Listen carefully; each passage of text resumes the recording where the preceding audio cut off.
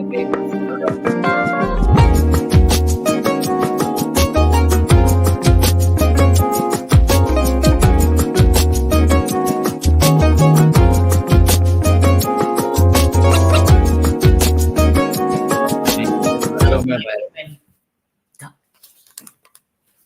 evening, ladies and gentlemen.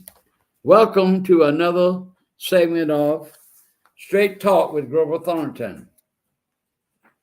This show is produced by Mr. Julius Hall, and the name of the show is Our Black Media. We have tonight, gentlemen is not here, but ladies who are judges, and they'll be running for office May 21st. I wanted them to hear you and to tell you their position on certain issues, and hoping that they'll be successful in their endeavor. The first person on my show tonight is Judge Katie Brewington. Welcome to the show, Ms. Brewington. Well, thank you, Grover. I'm glad to have you here tonight. I'm glad to be here. And I want you to just tell us, first place, something about you. We like to know your background and stuff that we like to know about you. Absolutely. So I am originally from South Dakota. I have kind of lived everywhere, but I did go to college in South Dakota. I went to North Carolina after that, where I became a probation officer. As a probation officer, that's what got me interested in the law. So I went to Florida and I attended Florida Coastal University. And then my husband and I came to Savannah in 2012, where we opened the Brewington law firm. Oh, so you already had a law firm? So we opened it pretty quickly after I graduated and passed the bar. Yes, sir. Oh, that's good. Good question. Answer, really. But let me ask you this. Tell me why you're interested in being a judge in the first place. What motivated you to want to be a judge? Absolutely. So I have a lot of different experience. For the past 12 years, I have done criminal defense. I have worked with mostly underprivileged and lower income clients. I have also been a solicitor, and I am now a municipal court judge. And so between being a probation officer and then working on both sides, both prosecution and defense, and now ultimately being trusted as a municipal court judge, I think it's a natural progression to want to run for office and to become the next magistrate court judge, because it's a good way to serve my community with the experience that I have.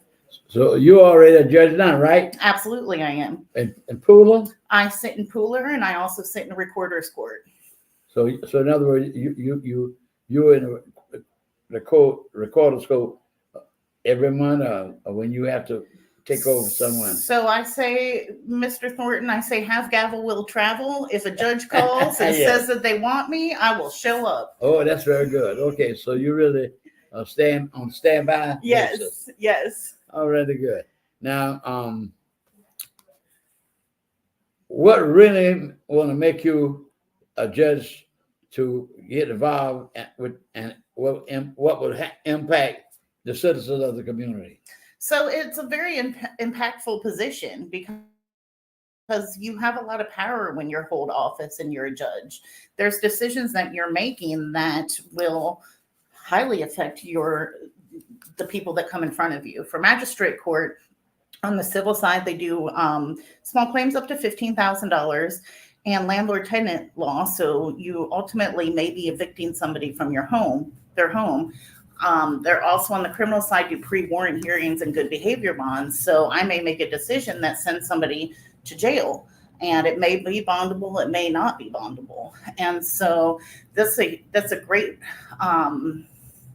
thing to have with the right person. If you have the right person in the position that makes sure that the process is always fair, and that makes sure that the equal justice is served throughout their courtroom, then that's ultimately what I want to do, is to make sure that people come into my courtroom, they're treated fairly, they have the information that they need, and the process is fair for everybody.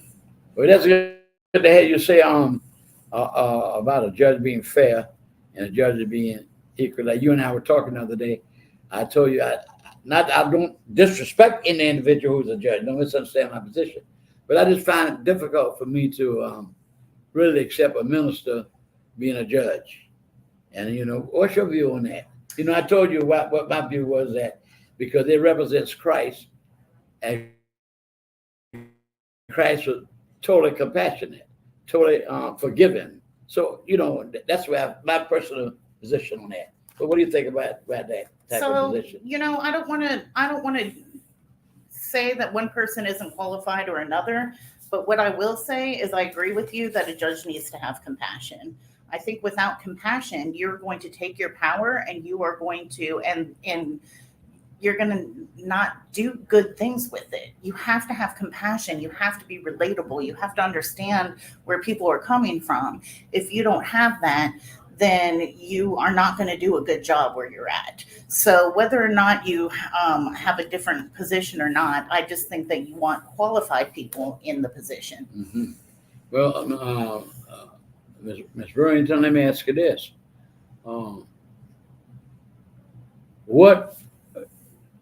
When you look at the position that you want to achieve, Yes, sir. and that is the magistrate court, right? Yes.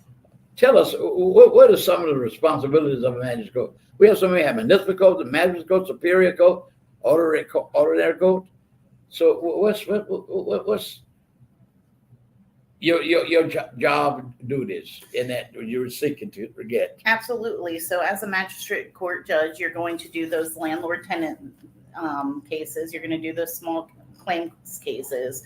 And you are going to listen to pre-warrant hearings and make a decision if somebody should be charged with a crime or not.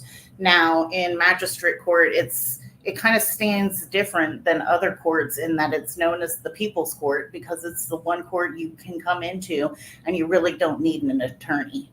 And so you need somebody with a lot of experience on the bench, a lot of compassion on the bench, and somebody that understands people and can treat people right and treat people fairly. That's what you need in that position, because a lot of people are coming in and they don't understand the process, and they may be in court for the very first time. They don't even know if they're supposed to sit on the left or the right side of the room. And so that the magistrate court judge really needs to make sure that the courtroom is open and available and safe and equal for everybody, because there's not necessarily always an attorney that's going to be representing each party. Mm-hmm. Now, as you look at this position, let me ask you this question.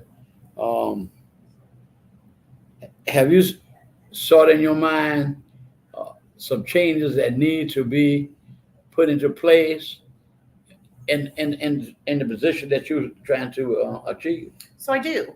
I think that the judges there right now have been there for a long time, and they're very experienced and they're very good judges. But I think maybe they've been there a long time. And so they don't remember sometimes that people don't understand the process.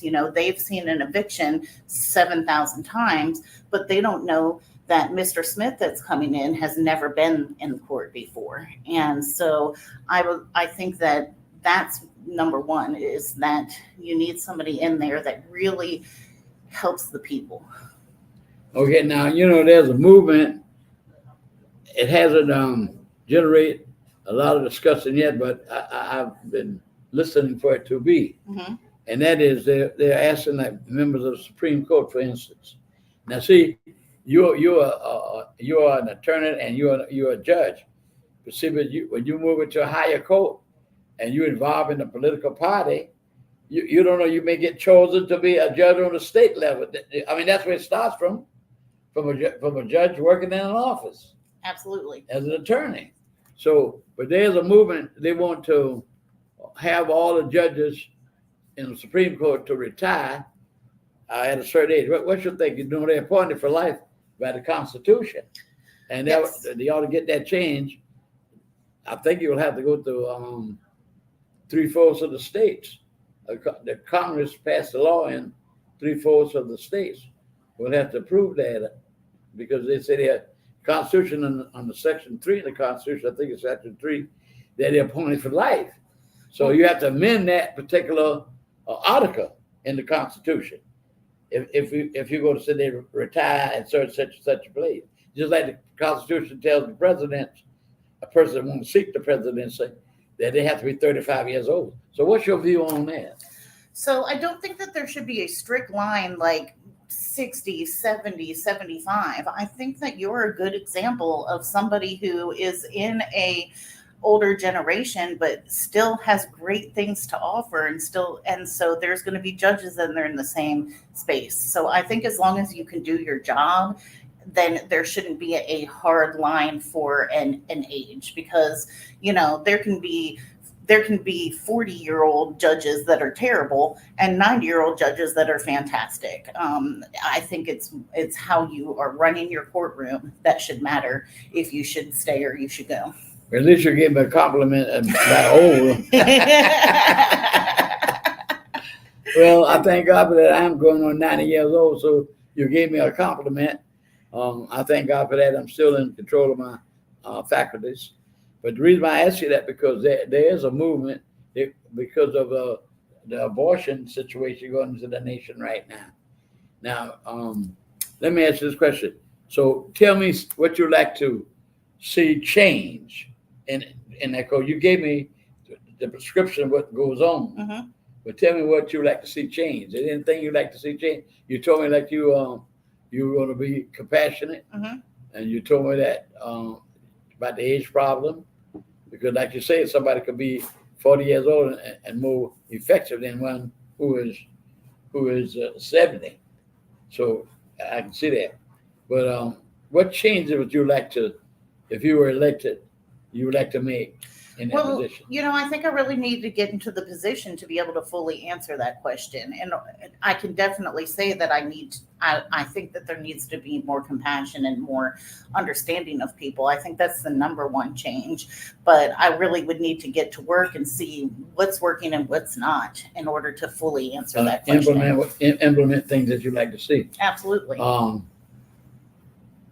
Have you had any kind of experience that would say, I would like to be a judge? Something that might have motivated you to want to become a judge? I think that just my helping people has motivated me. I have, I spoke with a group earlier today. I never really was pushed to go to college. I was never pushed to go to law school. I just I was the first one in my family to do those things. Well. And so I think I'm a self-motivated person. That's good. In order to do that and open my own business. And then I think I really got inspired by my clients, because I work in criminal defense. My clients can be speeders, they can be murderers, and everything in between, but they're people, and they deserve somebody to be on their side. They deserve somebody to explain the process to them, make sure there's mitigating factors, and make sure that their rights are protected. And so that's when it inspires me, because ultimately, if you're on the bench, you get to do that in a broader aspect. Now, another thing that I wanted to ask you, I'll ask you when we're going to take a short break for a few moments. Absolutely. And then I'll come right back to my question. Okay.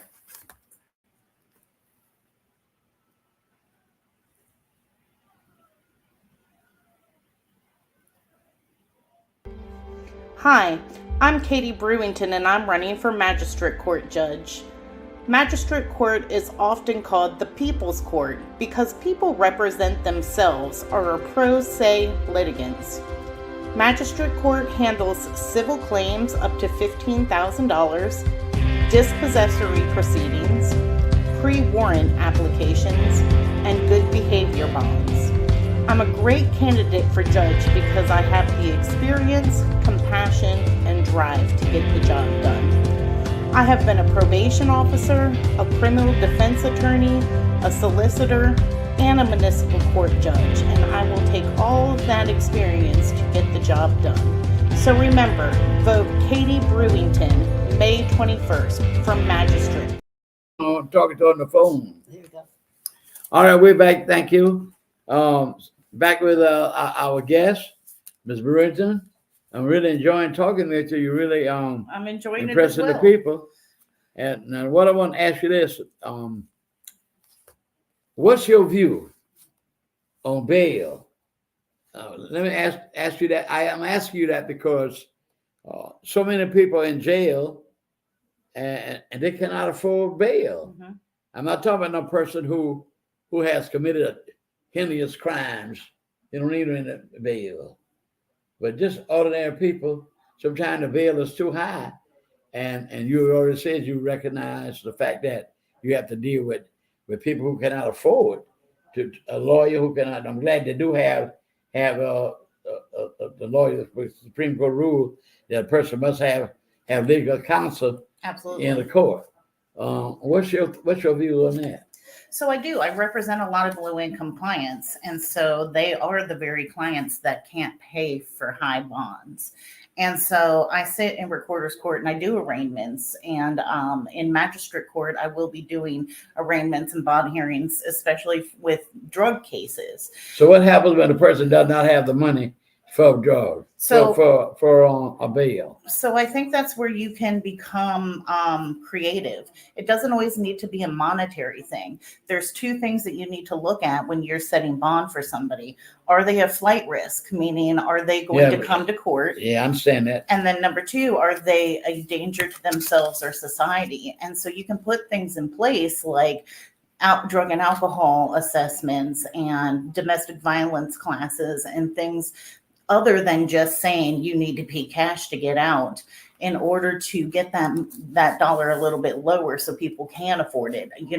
I think that it's great that there is a movement that these lesser misdemeanors shouldn't have cash bail, because ultimately I think that it is a system that benefits the rich, and so it does need to be revised. Mm-hmm. Another question that I gave great thought to last year, we're talking about dealing with persons apprehended for crime and those that have been outright arrested, and that is in Jacksonville. Uh-huh. You can think about this, maybe introducing this into the system, because I wondered why they don't do this. I've spoken to one or two police officers that are friends of mine. And that is, I was listening to television last year, and in Jacksonville, they have a program like this. And if they arrested a person, they immediately had them tested to see whether they have a mental problem. Interesting. Now, what, ma'am? That's interesting. Yes, because a lot of these people are being arrested do have mental problems. Now that's what I heard on the TV that's what they do. They arrange a person to be tested by psychologists, psychiatrists, or whatever, and then they move forward from there. So what's your view on that, if you had that to do? I believe that is one of the things that fails in our system is the caring of people with mental health issues, because a lot of times they can't be taken anywhere else but jail is what the normal thinking is. And so you might have somebody sleeping in the park because they have nowhere else to go and they get a criminal trespass, or urinating in public and because they didn't have anywhere to go. And I think that it's definitely a part of the system that's broken. Our mental health clients are not being taken care of the way that they should be. What's good in Chatham County is we do have a court-appointed attorney that specializes in mental health. And what I can do from the bench is just ensure that if I think that somebody does have that issue and doesn't understand the process, that we see if we can look at different avenues to make sure that they still get a fair shake. So in other words, you're telling me that you'll be able then to recommend that this person we test it and then bring that individual back before we do any legal problems. Well, I don't know necessarily that as a magistrate court judge that would be. Can you recommend? That would be within my power. A lot of times that would be a defense attorney. So,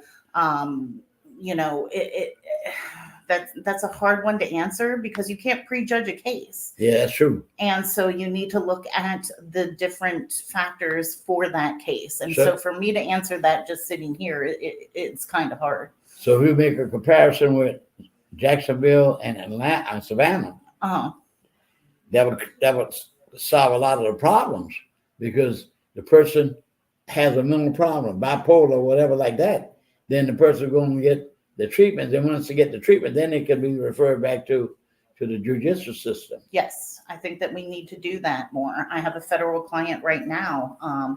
He's charged with 2 federal arson charges and Arson. He burned down a house. Oh my gosh. And ultimately, I think that he may have had some issues at the time. And so as a defense attorney, I always have to make sure that I get them the appropriate evaluations so I can ensure that they are getting they're being taken care of and that their rights are not being inflicted upon. Oh, very good. Very good. Well, I see our time is almost up, and I'm going to give you an opportunity to speak to the public here about your abilities and your desire, and ask them for support and what you would do. You already told the people in the community some of the things you would do. So I'm going to just let you say what you want to say for these last 5 minutes or so. Okay, thank you. So, like I said, I have about 12 years of experience. I have worked, especially with magistrate court, I have worked the last 6 years. I have had a contract with the city of Savannah that I represent all of the low-income clients that come through and have arrest warrants pending against them. And so I go and I have their preliminary hearings, and the judge determines if there's probable cause for them to be arrested or not. One of the reasons that I want to be the next magistrate court judge is because I very much understand that an arrest is not just somebody being arrested, taken through the back door, taken to Chatham County jail, bonding out, and then that's it. There's a lot of repercussions that can happen. And so my decision as a judge to say, yes, there is probable cause or not is very important to get right. It's very important to get right because people can lose their jobs. They can lose their homes. They can lose their food stamps. They can lose all kinds of things just by having just the arrest, not let alone if they're found guilty or not. So I want to make sure that I take that experience to magistrate court. The other thing that I have done a lot is I've done a lot of federal cases. And so I'm a trial judge. I'm in court every single week. I'm having a bond hearing. I'm having a bench trial. I'm having a preliminary hearing. I'm having my next federal jury trial in 2 weeks. This will be my 4th federal jury trial. There's attorneys that work 20, 30 years and never have one jury trial in federal court. The reason that I've had so many is because I've been entrusted by the judges. The judges will look at a case. I had a federal murder trial last year, and the case had been around for about 5 years. And they had determined that the representation that he had wasn't really working out. And so among the judges in federal court, they came up with names on who they thought should represent this person and had the ability to take it to a jury trial in 60 days. And they called me, Mr. Thornton, and they said, would you and could you take this case? And I didn't really think that was a question. I think that was a tell you type of situation. And I said, want can be a very interesting 4-letter word. And so I said, well, I don't know that I want it, but I will take it because it's nice to know that the judges do trust me. Yeah, they do trust you, that you make good judgments. Yeah. And I've now been trusted to become a municipal court judge. And, I don't take that lightly because I do make important decisions that affect people's daily lives. And so I want to make sure that I take that trust from our community and that I do the absolute best that I can.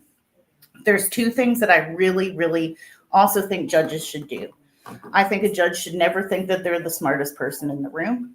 I think that there is a lot of gray area in the law. And if I ever have a question or I'm not entirely sure how to rule on a case, I have no problem going to other people. You have Miss Harmon coming on next. I have no problem calling her or Judge Huffman or many other people that I have created in my circle that can help me.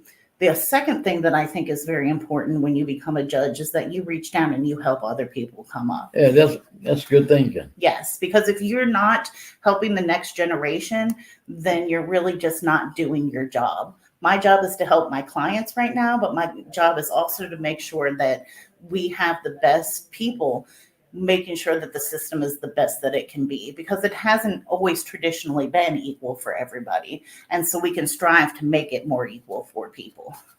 Well, let me ask you this while we're waiting for the timekeeper. Do you think that there's enough revenue for this job?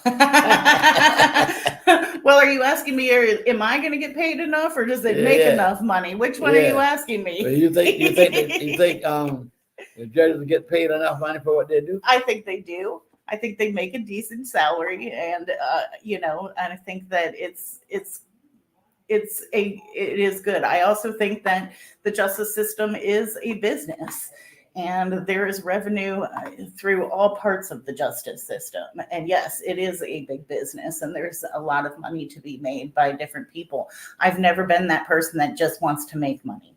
That's why I have consistently worked with the clients that I have, because I want to make sure that everybody gets somebody that's good and somebody that's going to take the time to really look at their case and really defend them the way that they need to. Do you think 4 years is enough for the judge, or you think the time should be increased? Some countries, judges serve 6 years. I think 4 years is a good time to know if that person is doing a good job or not. And so it gives the public, I want to be a very open and honest judge. I tell people, if you want to come and see the judge I'm going to be, then come and see the judge I am now. You can get on my website, brewingtonforjudge.com. It'll give you my phone number. It's 912-704-0858. Call me and I will tell you where I'm sitting, because the judge I am today will be the judge that I will be if I'm elected May 21st. Okay. And campaigning is a hard job, because Absolutely. I ran for office one time. You and I were talking the other day in my office. But I want to say this to you. I hope you much success in your endeavor, because we do need very good judges. We don't need judges who are prejudiced. We need justice. And you have explained that to me and to my audience, that you care about justice for everybody. Absolutely. So, Ms. Burton, I wish you very well on your campaign, and Thank you. much success. It has been a pleasure to talk with you. Thank you. It's been a pleasure as well. And I hope that you have impressed the community. Thank you very much. Thank you. Thank you, everybody. Have a good night. Thank you very kindly. Now we're going for a little break for a few moments. Transformative. That's what Sonia Jackson is. Creative. That's what Sonia Jackson is. Compassionate. That's what Sonia Jackson is. Leadership. That's what Sonia Jackson demonstrates. Dedicated. That's what Sonia Jackson is. Chatham County, there's never been a tax commissioner like Sonia Jackson. She has made the office more accessible, more consistent, more convenient, and more service-friendly. Let's keep Sonia Jackson while she takes the tax commissioner's office to new heights. On May 21st, cast your vote for a great public servant. Vote Sonia Jackson for tax.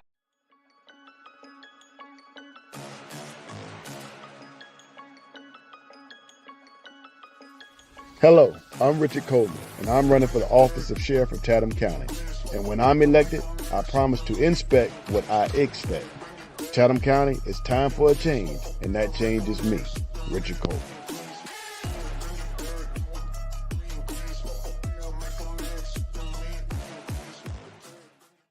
Amen. You're on. We're doing this. You're on. We're back again, ladies and gentlemen, and I hope that you enjoyed listening to Mrs. Brewington. So we have another guest here tonight, the gentleman, Mr. Richard Coleman. Yes, sir. Welcome to Thank you. Straight Talk, Mr. Coleman. Good to see sir. you. My pleasure. My pleasure to be here with you, Mr. And I'm happy to see you. Let me ask you this: how's your father doing? I know he was in the hospital. He's recovering and resting. He's doing well. He had a day procedure yesterday.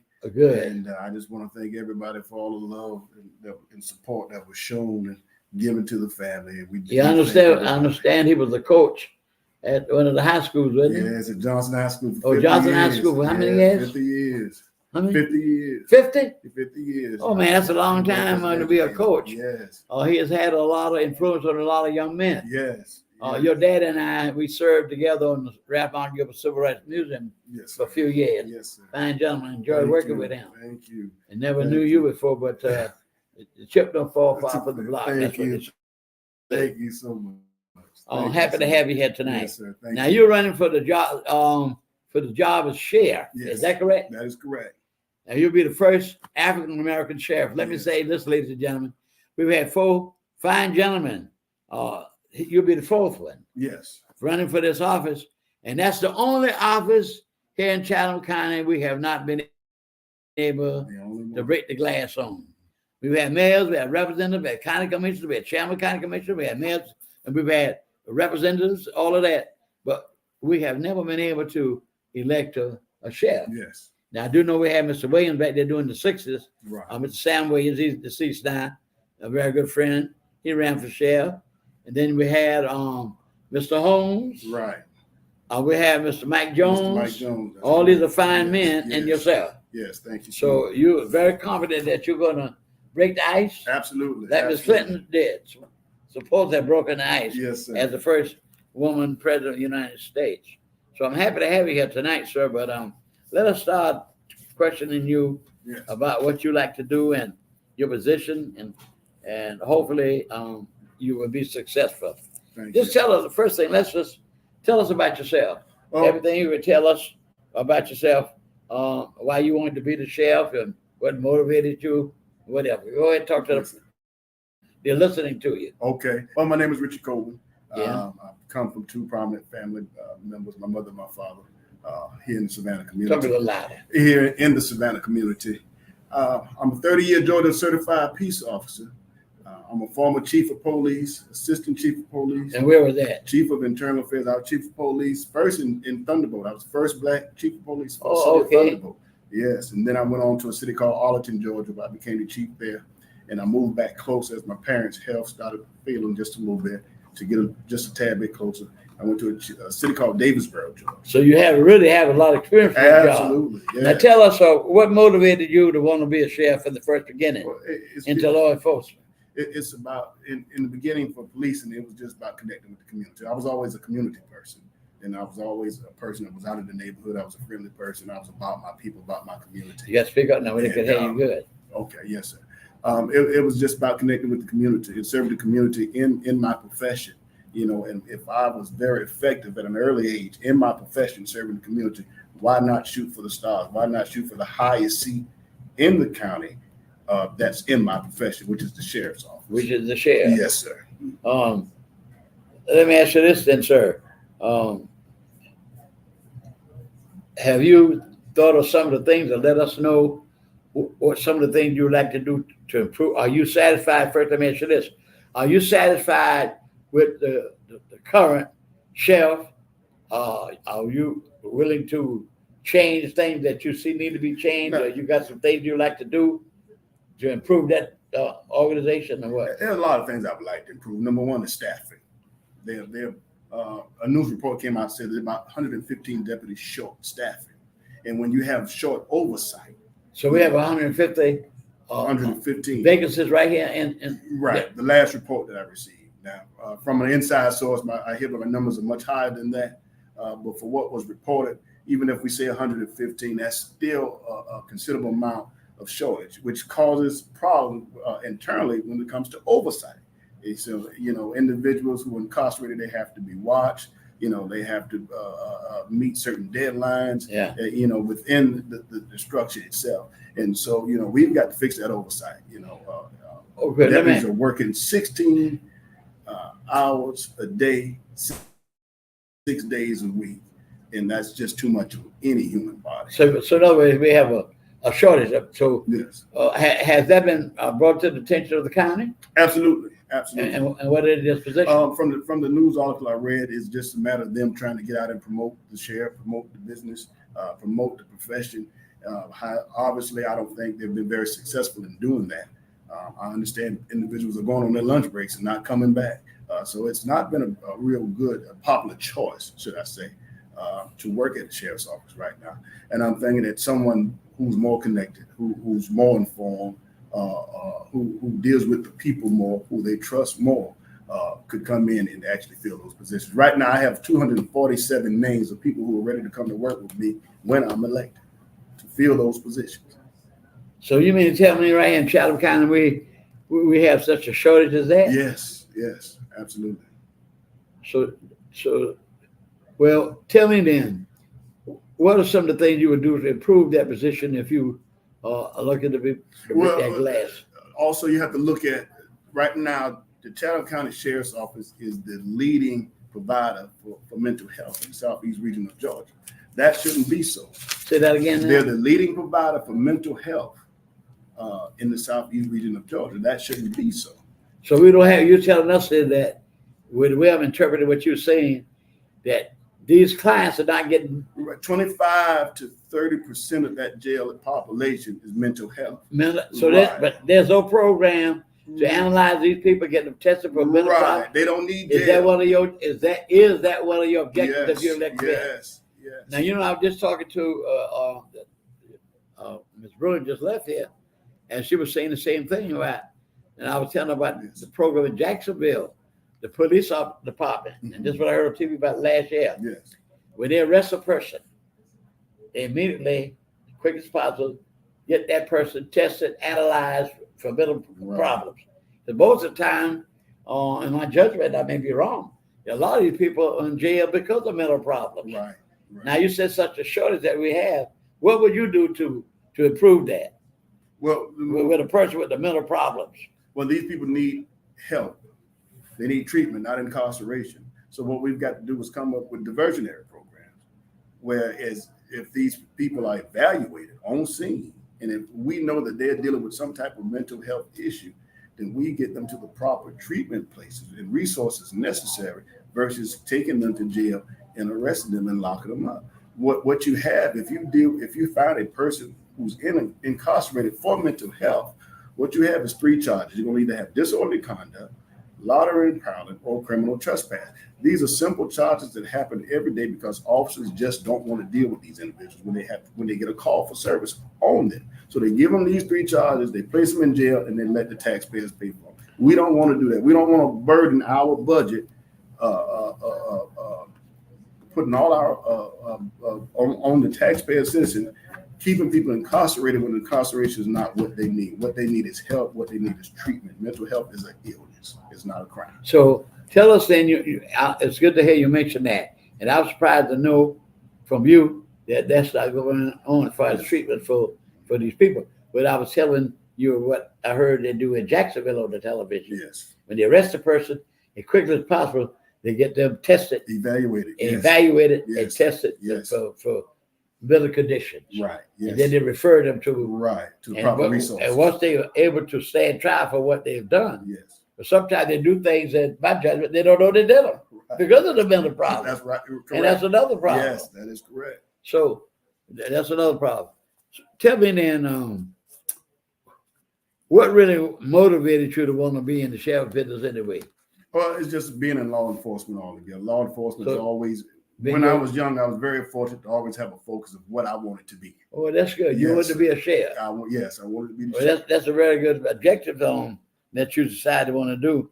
So so when you say to me, talk about the middle of situation, you would try to improve the situation, but when a person is arrested, you want to make sure we have something in place that they will be evaluated. That's your first objective. That is the first objective. And I believe you said you would like to increase the staff. Yes. But let me ask you this: in your judgment, then tell me, how can they run a effective jail if you don't have the necessary staff? Well, that's a good question, and I think that's an answer for the current sheriff because they don't have proper staffing right now.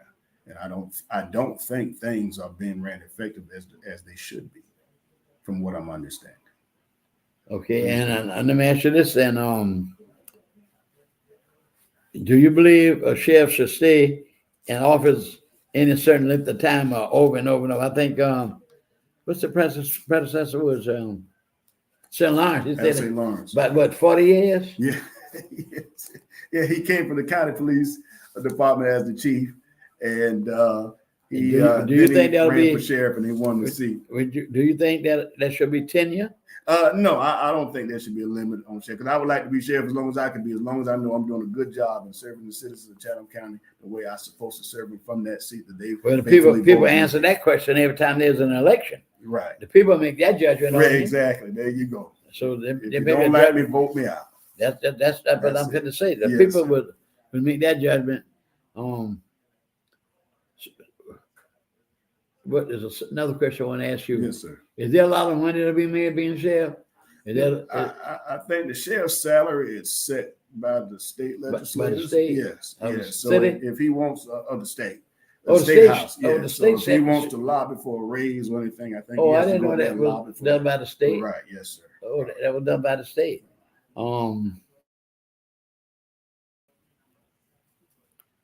Let me ask you this then. Yes. Do you have any plans? I know we talked about the mental situation, but Yes. are there any other plans that, well, if I was sheriff, this is what I do, A, B, C, etc. Yeah, improve jail conditions, improve community relations.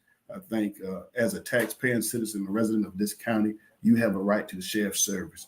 And you should be able to call the sheriff's department if you need to speak with a deputy, if you want a deputy or any representative of the sheriff's office to come to your functions, come to your events. You pay for that service. And so you have a right to the sheriff's office as a taxpaying citizen for the sheriff's service. And I just want to improve relations. We got to improve transparency, right?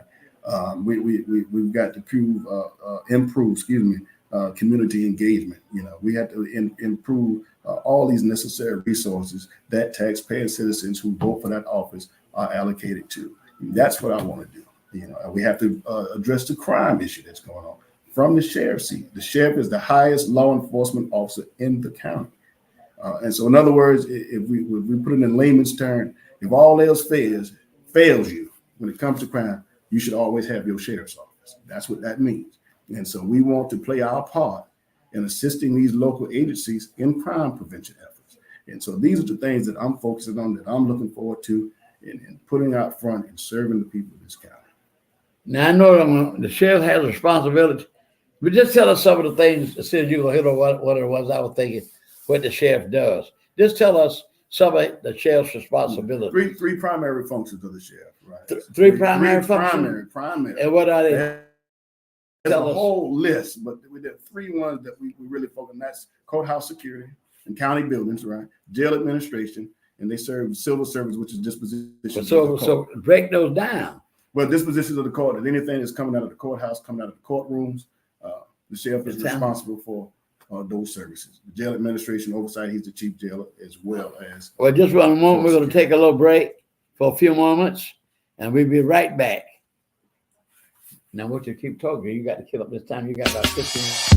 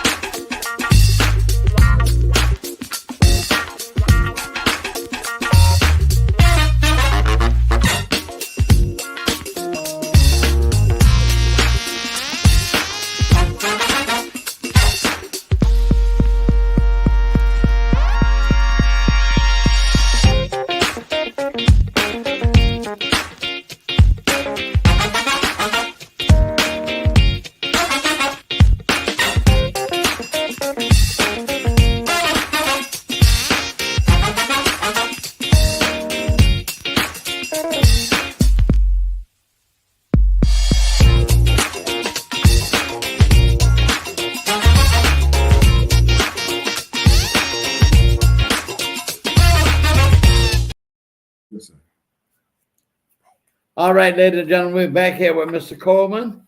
He's trying to make history here by busting this glass to become the first African-American sheriff in Chatham County. We've had 4 previous persons running for that office, and they were not successful. But he says he's going to break the glass and become the first African-American sheriff in Chatham County. Okay, Mr. Coleman, we're back to you. Yes, sir. I want to ask you this, sir. What motivated you to really want to become a sheriff? You thought about this a long range person? I believe you say ever since you was a young man. Yes, sir. Yes, sir. Ever since I was a child, I knew law enforcement was going to be my career path. And why not serve? Also, isn't this one of the opportunities of the sheriff that they do and run responsibilities that they'll sit you if somebody take a warrant, if you didn't pay your rent or something like that? Yeah, The sheriff right. They serve dispositions of the court. Disposition of the court. Yes, sir. Disposition that's the civil service piece. That's the civil that's service. the civil service piece. Okay. Yes, sir. I wonder what that service. That's the service element of the dispositions sheriff. of the warrant. Anything from court proceedings, even if it's civil dispositions, criminal dispositions, whatever dispositions of the court, that is the duty of the sheriff. Also, the sheriff is involved in sex offender registry. He's responsible for that. Now, isn't it his position to make sure that the jail is clean, kept up to par? Yes. People who have medical problems, they have to see a doctor and all that kind of stuff. Right. Is that his job to make sure? He's the chief jailer of he or she, whoever the sheriff may be, is the chief jailer of the county. And so it is the duty of the sheriff to ensure that all the necessary steps and now let me ask you a question. Guidelines are being followed. In your opinion, is the African American clients, are they treated fair in that jail?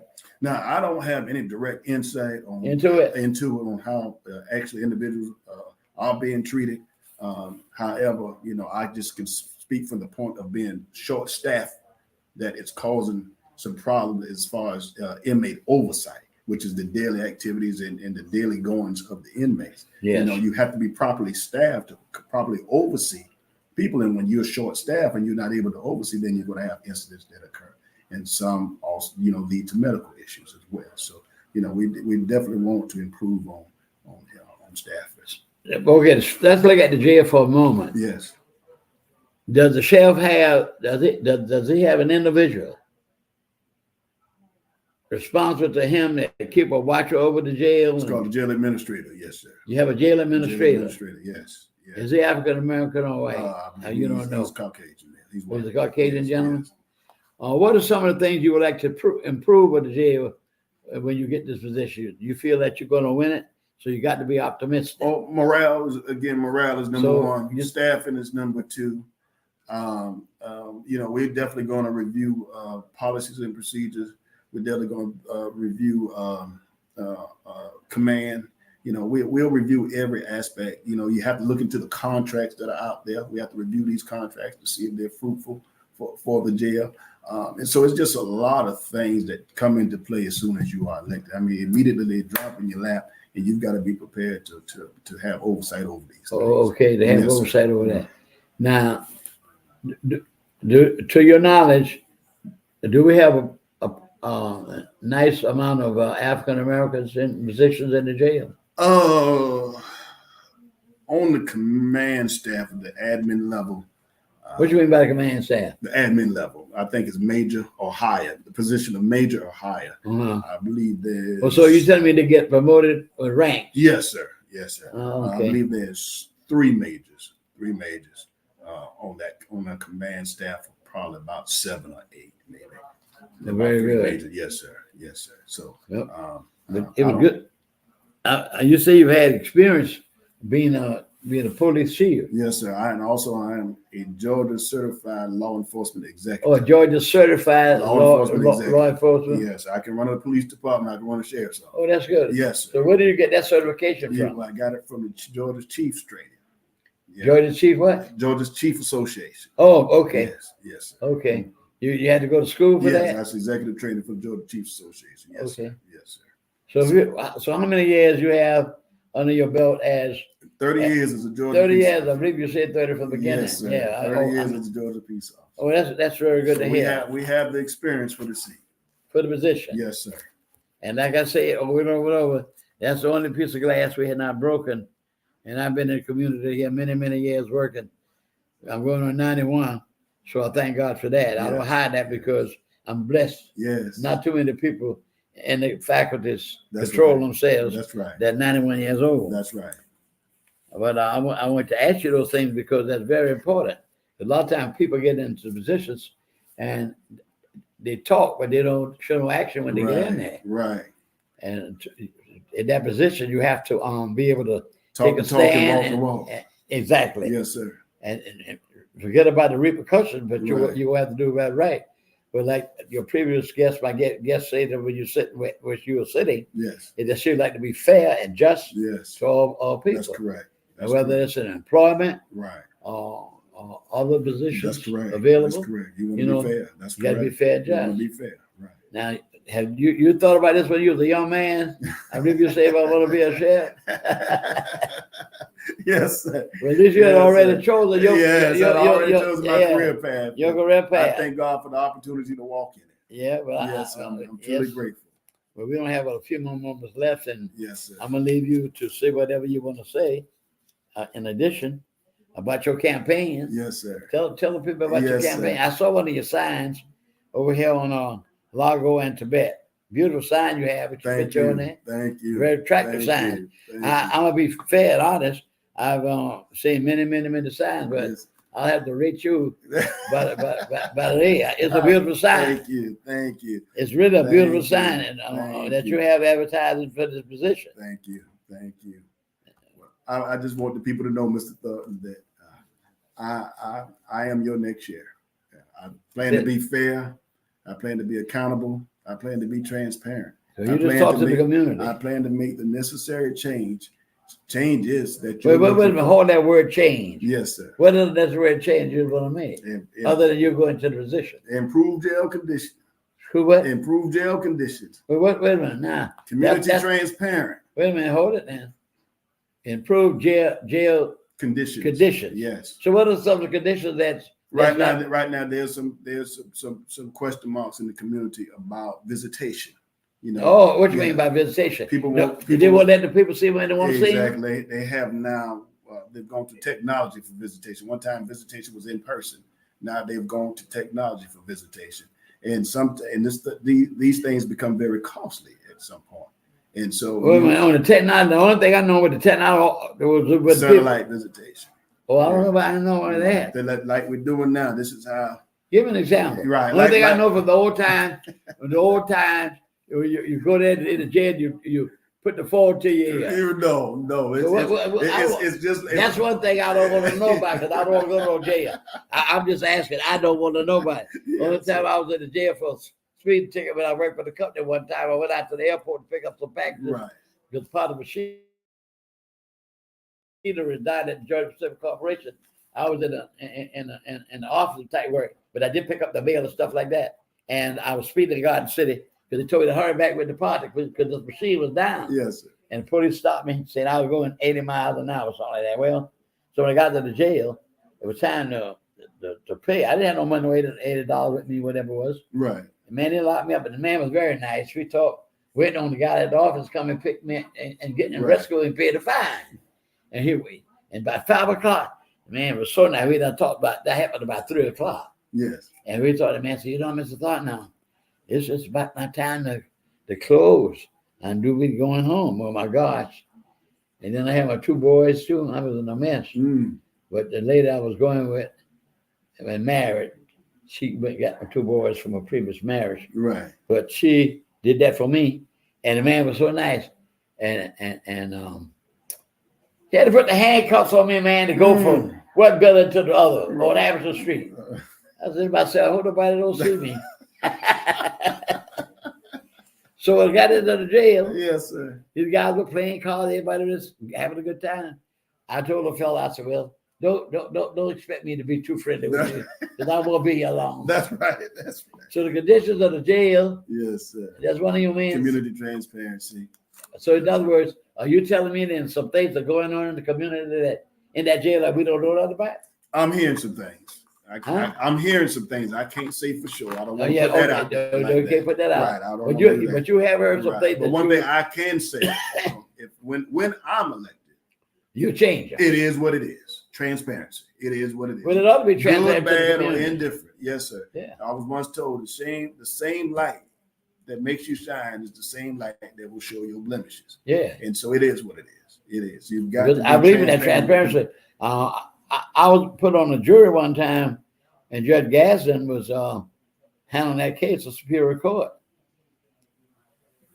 And after some man, Yes. a young man died in that jail, Yes. and the jury, when we were talking about it, we in the jury room, and I said, well, one thing we got to do is to give the police officer credit because he tried to save the young man's life. Right. He did try to do that. Right. And of course, when they found out that young man died from some other criminal condition, and I had to tell the judge that the decision we all came to, that it was nothing, nobody murdered him. Right. Right. And we honored the sheriff, not the sheriff, the person who gave the aid Right. to him in the jail. So when you talk about transparency, Yes. a lot of things go on in that jail that the community does not know about, which they Correct. should know. Is that what Yes, you mean? That is correct. Yes, sir. That is correct. That is Can correct. you give me an example? Well, the number of deaths that occur. Yeah, that has been a yes, problem. that has been Why a- there's so a many long- deaths in Chatham County Jail? From what I see. Yeah, again, I know you're I'm not in there. speaking Just factual because I'm not not in there. factual. What you Right, think? So I want to be fair with my information. oh yeah, But when you have short staffing, you have short oversight. Short oversight causes internal problems because you can't supervise everybody all That's true. the time, and that's where that comes from. so how many people usually work at the jail? I'm not really sure on that would be something that I would have to go in there and look And and investigate. right, and talk to the jail administrator about, Yeah. because I really don't know all the wings and the functions internally and what comes with that. But we would definitely sit down, get a number on what is and what's supposed to be. Well, there's so much injustice going on against African Americans everywhere you turn. Yes, sir. So, and of course, I hate to see the jail keep filling up with African Absolutely. Americans. Right. Do they do any type of education process? There's a lot In of the jail? there's a lot of Yeah, what they you call talk about that? programs. There's a lot of Yeah. programs. Like what? Educational programs, satellite programs too. I think one of my plans, if it's not going on right now, is to bring Savannah Tech out there, which is to bring their satellite school programs for diplomas, GEDs, and some other educational. Well, when I used to work at Savannah Tech. Tech years and years ago, that we had a program with the jail. I do know that. Yes, And these guys, they were coming there with their jail uniforms on. Everybody respected them, absolutely. and they had a overseer there, Mhm. and these guys learned their trades. Right. So that I've already maintained in the penal system Yes. that they should train people. Yes. That's why you have the reversing door, revolving door, in and out, because these guys get out no training. All they do is sit up and then play cards and all day long. I'm not talking about these habitual killers that have to really serve their time. But most of the people in jail are not real hardcore criminals. Right. Basically, I guarantee it's about the drugs. That's right. Would you say so? I would say so. What kind of what would you do with your sheriff and you got that problem of people coming in with the drugs? What would you drug do? diversionary programs. Huh? Drug diversionary programs. Oh, Yeah, we put them in place. do they have that in the jail now? Yeah, they have it now, and it works hand in hand with the courts as well. So it's a good program. Oh, it is? It's a good situation they have. Does it have any element of job placement on that program? I don't know, but that's something that I will target. Would you think about doing something like that? Absolutely. A lot of these men got out of jail, they right back in the street. What happened? They right revolving door, they're right back in the same pipeline again. Right. One institution that I would like to start is the CARE program. It stands for Career and Rehabilitation Efforts Unit, to place people who are being released. I have to make you laugh. So we talked about the jail system because we almost through with your visitation here, but I'm gonna let you close in a few minutes. But I remember one time this happened for real. Mm. It was down at the jailhouse. He always in and out of there. So the man had a known problems, no question about that. Yes. So the police people told him, said, no, we can't keep you in jail no more, man. You've served your time. We got to release you. He said, but I don't have nowhere to go. You got to find somewhere to go, all that. And we can't keep you in jail. Now, I don't know whether it's true or not. So he went out of jail and took a break and broke out some with Oh, us, goodness. automobile with us. They can So arrest they him can arrest again. him as he continues. Now that's true. Yes. So, but if these people have some kind of training and job placement, once we have determined that they are capable Yes. from mental testing, Right. After being then that's a good evaluated. program you Yes, would try sir. to implement. Yes, That's what sir. you're saying? After being evaluated. Yes, sir. But that's good. Yes, sir. I really enjoy you. Thank you for having me, Mr. Rose. So let you close out with a few more things you like to say and do and talk to the audiences. It has been a pleasure to talk to you and to hear you say you want to break that glass and be Yes, the sir. first African American Yes, sir. sheriff. Yes, sir. And before we close out, just tell your daddy I'll be praying for him and ask him Absolutely, back I will. and Yes, do sir. it. I know he was gonna come in tonight if he had gotten sick. I understood that. Right. He Yeah. told me to. So you're going to take the last few minutes, Mr. Coleman, and talk to my guests who listen to me every month. Yes, sir. Again, my name is Richard Coleman. I'm running to be your next Chatham County Sheriff. I plan on giving you the service that you need, the service that you deserve. I believe that once I'm elected, I will be accountable to the people. That's through service and through transparency. You can always count on me. I will avail myself to you. But as I've always said, even in my motto says, I can't do this by myself. But with you and I together, we can. Thank you so much for having me. Thank you very much, Mr. Coleman. I do wish you much success. Thank you. Been a pleasure to have you on my program. Thank you. Thank you so much. Well, Mr. Hall's program. Yeah. One of the people here. Yes. He's a wonderful man that the community Yes, he should is. be grateful to this man. Yes, yes, He's he taking a is. stand. Nobody else in Savannah Yes, is he doing is. it. He's a good man. I hate to say this, but I have to tell the truth. Nobody is talking to the people about the issues that we do in this program, Right. voting or whatever. And I want to tell everybody to vote. Yeah. That's essential to vote, and as if we never voted before. Yes.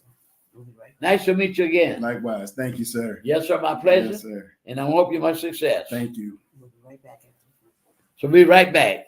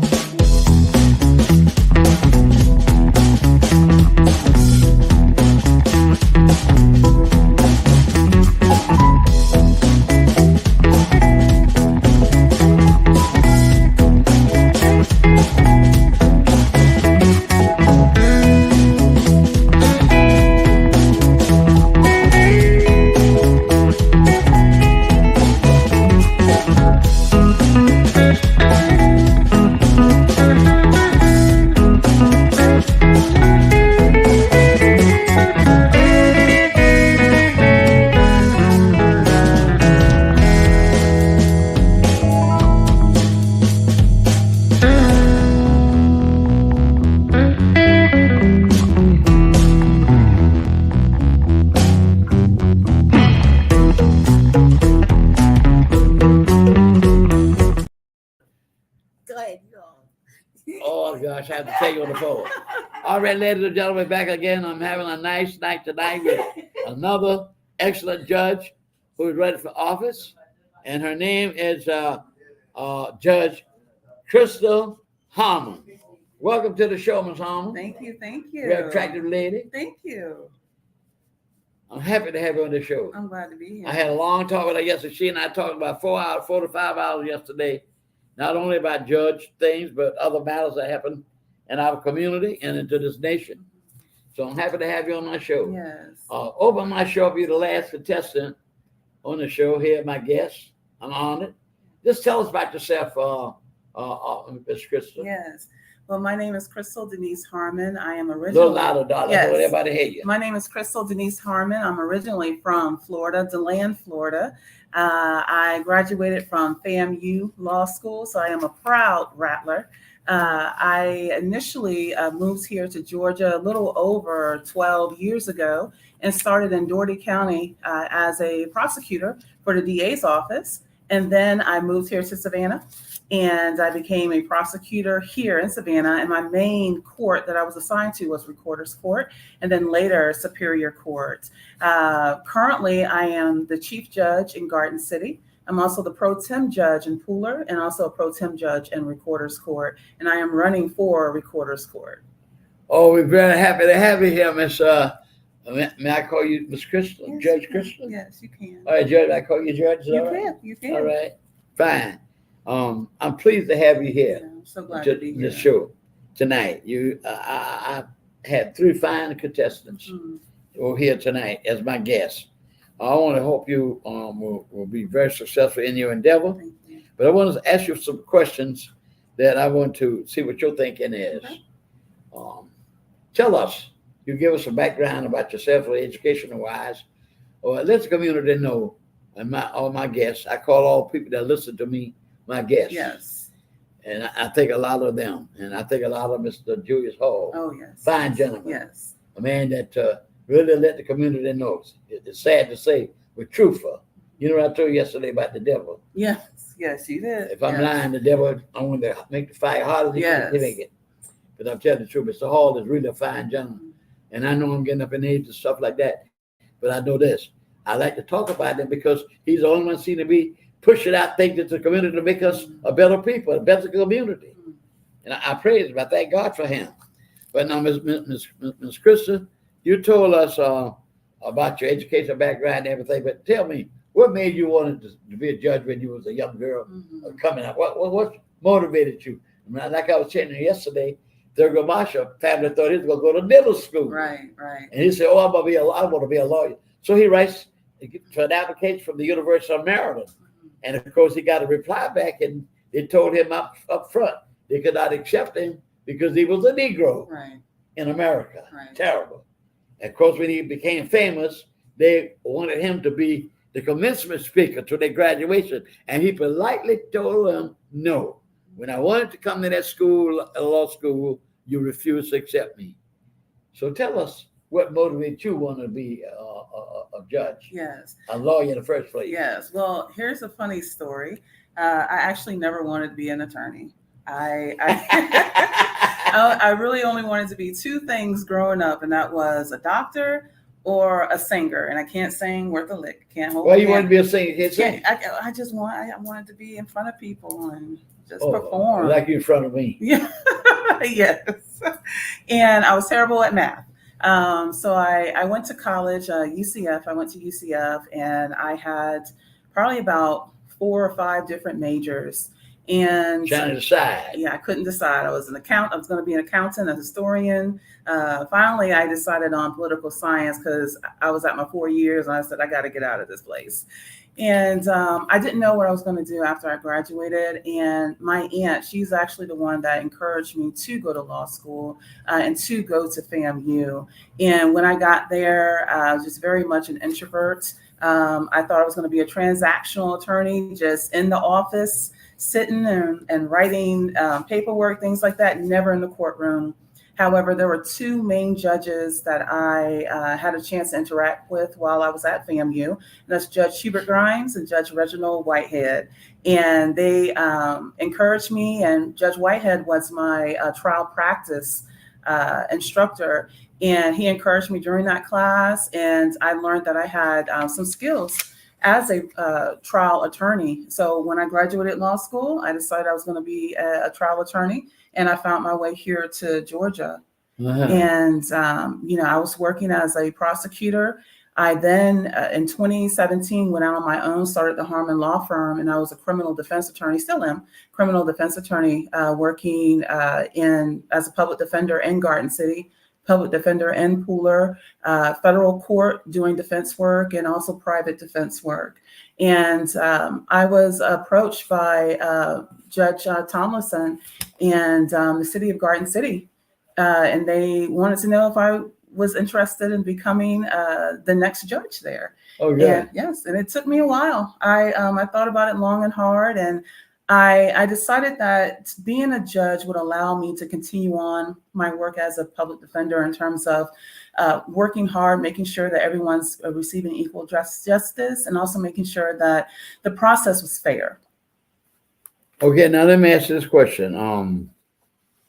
Tell us, just like I did not know, Mhm. I do know I had one time to go to Recorder's Code. And that's you could take the position, hopefully, Yes. that Judge Harris had. Is that correct? Yes, Judge Adele, yes. Yeah, Mr. Odell had a friend of mine. Yeah, he's going to some other ventures. So that's the position you're aspiring for. Yes. So give us some of the duties of a judge and recorder's court. Yes. What does that court do? Yes. Well, with Recorder's Court, for all of Savannah, unincorporated Chatham County, that's the main court that most people, if they got a speeding ticket, that they will come to. Recorder's Court also is the first court for misdemeanors and felonies. So most of those cases will start in Recorder's Court. So I would also handle bonds. I'll handle preliminary hearings, first appearances, things like that. Also Now, city ordinances. Now I'm going to ask you some of the same things I asked Judge Katie. Yes. What's your view on bond? You recommend a person be bound over? Mhm. That's your job, right?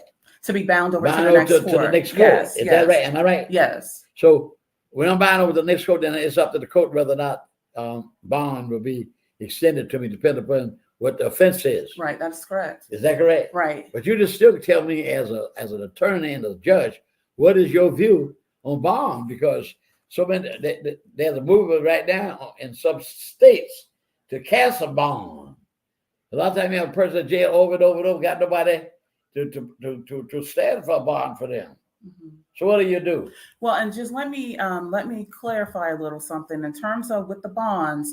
It's not only just a charge, because with Georgia, there's the code section OCGA 1761, and with that code section, there are certain felonies that Recorder's Court judge, municipal court judge cannot set a bond on. Only a superior court judge can set a bond on. But you have to make the referral though. Right. If there's probable cause, then that case will be bound over to the next court. Oh.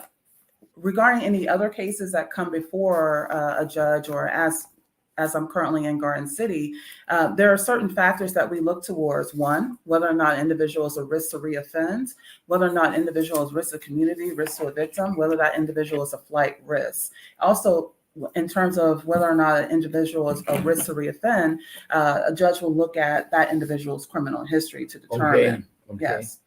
So you do believe in some compassion and leniency. Is that I correct? definitely do. Yes. And I definitely believe in following the law and making sure that each individual that comes before me, that they get that fair shot. So can you tell me anything that happened in your life that went into, of course you did say you didn't know whether you wanted what you wanted to do, but since you achieved that objective, can you think of anything that might have happened in your life that really pushed you into that particular objective as a lawyer and as a judge? I think in terms of just me deciding on this career path, Yeah.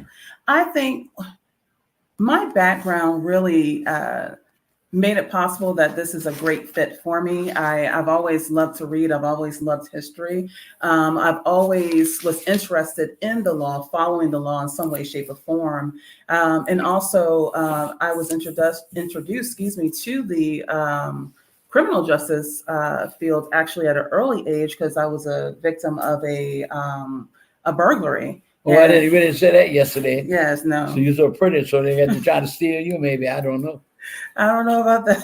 But I wanted to be a judge. I wanted to be a lawyer, but I told you that, and I was discussing Yes. yesterday for about 3 hours, Yes, about five. that I wanted to be a criminal lawyer. Yes. That's I don't know how good I would have been. I think you right? would have made a great one. Well, I've had many people to tell me, I mean, good lawyers. Yes, yes, Because I read a lot. You got to be Oh, able to yes, read to be a definitely. good lawyer yes. and be able to express yourself. Right. Can't get up there in the court and say, well, I ain't this, that, and other, you know. Exactly. Messing up the verbs. Right. You have to enunciate. So your experience has been very rewarding to you, I know. Yes, yes. And let me ask you a question like this.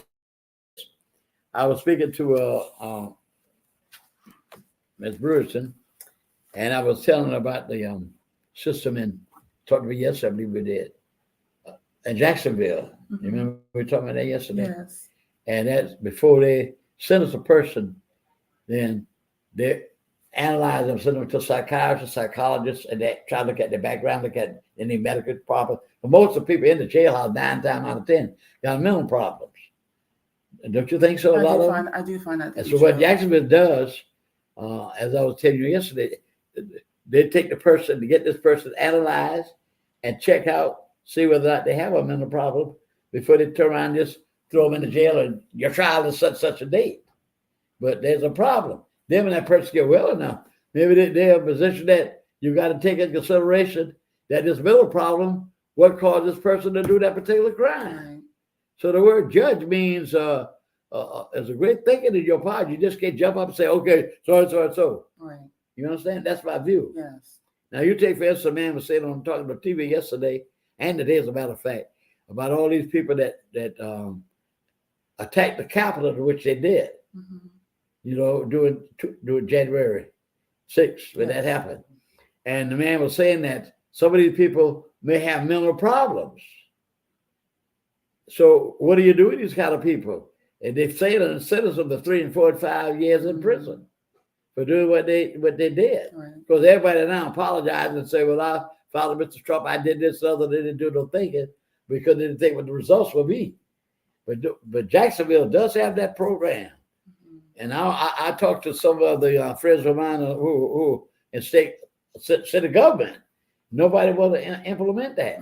Made me think they want people to be bad when they put them in the jail and lock them up. You got to try to help the person.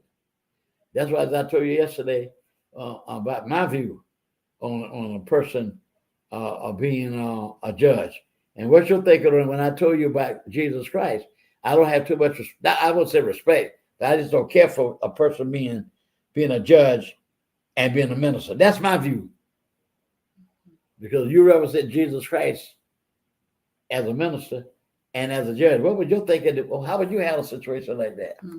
Well, to speak on in terms of individuals with the mental health, I will say, and definitely in terms of my experience in Garden City, as well as a pro tem judge on Recorder's Court, I work very closely with the prosecutor, as well as the public defender or a defense attorney that comes into that court to determine whether or not this individual has had a past history of any type of mental health or anything going on. These people get evaluations, whether it's in the jailhouse or whether or not they have a private counselor that can come in and do evaluation.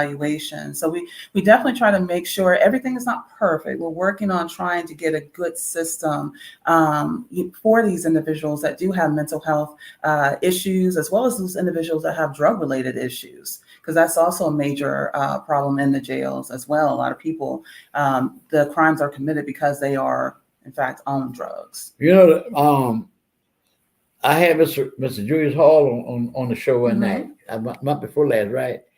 And his book, I'm still reading it, is very extraordinary. I mean, that is some book. He's a powerful man. But the drug situation, I was shocked that he was telling me so many officers are bringing drugs into the jailhouse.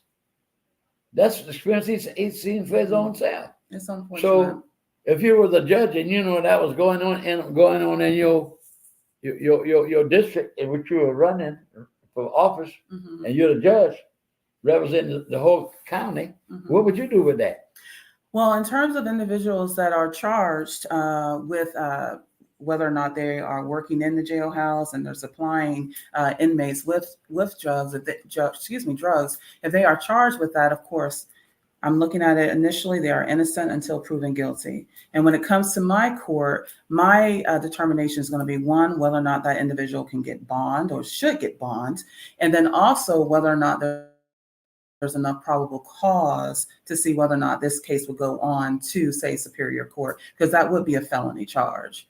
Okay, let me ask you this question now, Ms. Harmon, Judge Harmon. Yes. Have you seen anything in your experience as you're serving a judge in Chatham County, if you get to that position, be looking successful enough to be on that bench?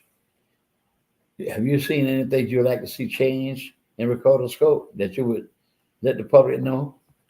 Well, I will say this. When I started back 10 years ago, I started as a recorder's court prosecutor. And then I went to the recorder's court handling the felonies. I was handling misdemeanors first, felonies. And then later, of course, I went on to Superior Court. And then now also I sit as a pro tem judge. There are a lot of things that have changed. I think especially with COVID has brought where we do a lot of things virtually in terms of with the inmates. It's easier oftentimes. Sometimes there's some technical difficulties, but it's easier for us to have certain hearings, arraignments with the jailhouse. I want to continue to work with the jail so that we can make it not only easier on the sheriff deputies that are handling court there, but also on our court personnel in recorder's court. So that would be one thing. Then also just continuing to strive to improve treatment for the people that have that mental health diagnosis or any type of drug addictions, making sure that we can catch that fairly quickly and making sure that those individuals can get that evaluations. And then also if we're setting bond conditions, to make sure that we hold individuals accountable and that they come back to court, their statuses, and they show that, okay, you were supposed to get a drug and alcohol evaluation within 72 hours or within 2 weeks. Where's the evaluation? Did you do that? If not, do you have a valid excuse why you didn't do that? Yes. But since you've been a judge and you're aspiring for that court, the recorder's court. Yes. Have you seen any kind of changes you would like to make if you get into that position? Since you're already in the arena, you're already in the arena as a judge in Chatham County. Right. So I know you've had some kind of relationship with that court. Right. So have you seen anything? Tell us something you would like to change if you. The biggest for me with recorder's court, I want to make sure that everything is transparent. And what I mean by that is a lot of times when individuals come into court, sometimes that might be the first time that they've ever been in court. They don't know what's going on. They don't know what to expect. They don't understand what this hearing is. They don't know what most lay people do not know what a first appearance is. Most lay people do not know what a disposition is, or if I find you guilty, X, Y, and Z. Yeah. And on some people are just like, hey, it's just no insurance. I just want to plead guilty to this. And they don't understand the ramifications of that. So I want to make sure that when individuals come into my courtroom, that everything is completely transparent, that I have explained to them certain, mainly first and foremost, their rights and what they are giving up if they're entering a guilty plea, but also they understand the process and what to expect next. Well, tell us anything you want to tell us about yourself. It's time for us to take a little break right now for a moment, and we're so happy to have a Judge Christian. Yeah. So we're going to be right back in just a few moments. Yes. Transformative. That's what Sonia Jackson is. Creative. That's what Sonia Jackson is. Compassionate. That's what Sonia Jackson is. Leadership. That's what Sonia Jackson demonstrates. Dedicated. That's what Sonia Jackson is. In Chatham County, there's never been a tax commissioner like Sonia Jackson.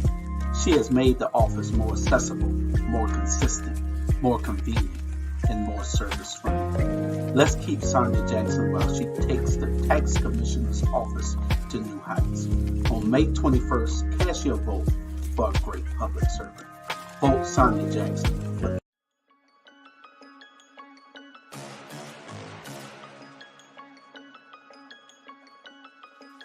Hello, I'm Richard Coleman, and I'm running for the office of Sheriff of Chatham County.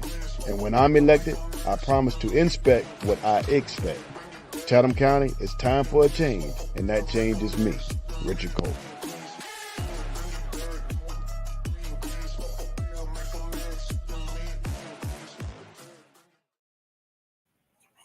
Well, ladies and gentlemen, we're back on with the show with this nice lady, Judge Harmon.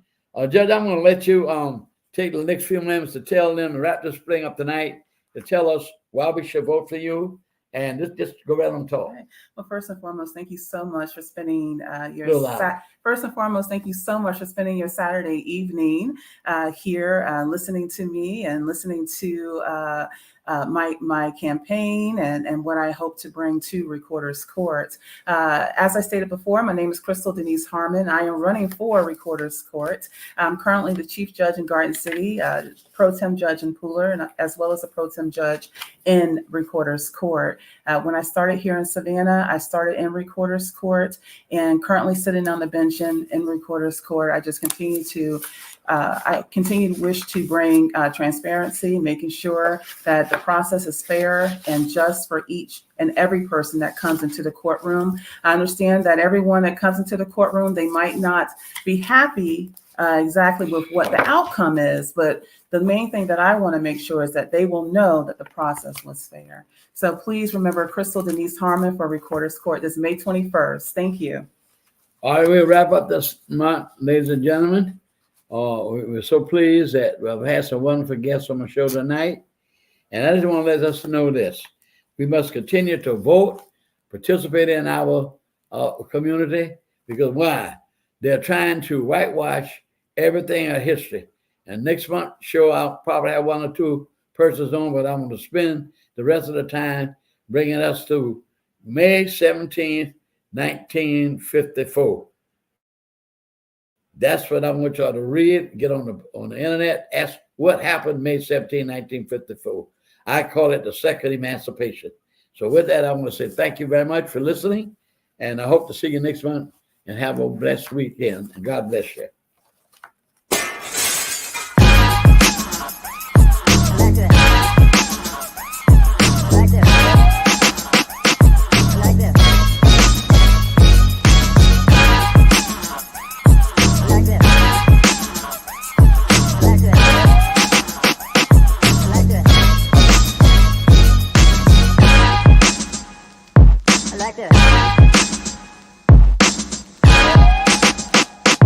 I like